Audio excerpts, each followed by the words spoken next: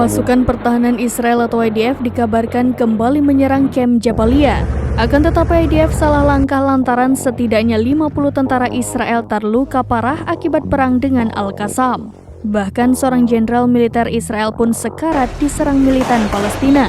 Dikutip dari tribunnews.com, tentara Israel terlibat dalam pertempuran sengit dengan Brigade Al-Qassam pada Minggu 12 Mei. Pertempuran sengit itu terjadi di 3 front sekaligus, yakni Jabalia, Zaitun, dan Rafah. Keputusan Israel menyerang 3 front itu justru menghasilkan jumlah korban luka terbesar di pihak IDF sejak dimulainya perang pada 7 Oktober silam. Setidaknya 50 pasukan IDF roboh dalam 1 hari pertempuran mematikan di 3 front jalur Gaza tersebut.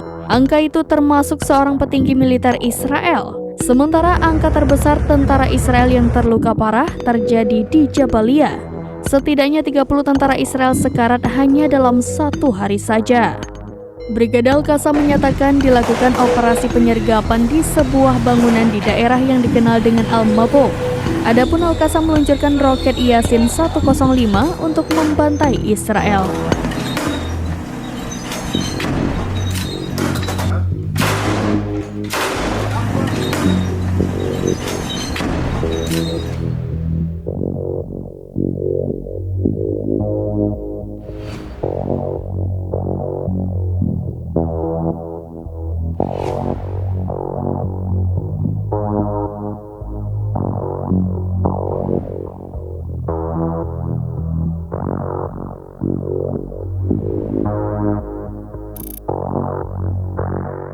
Download Tribun X sekarang, menghadirkan lokal menjadi Indonesia.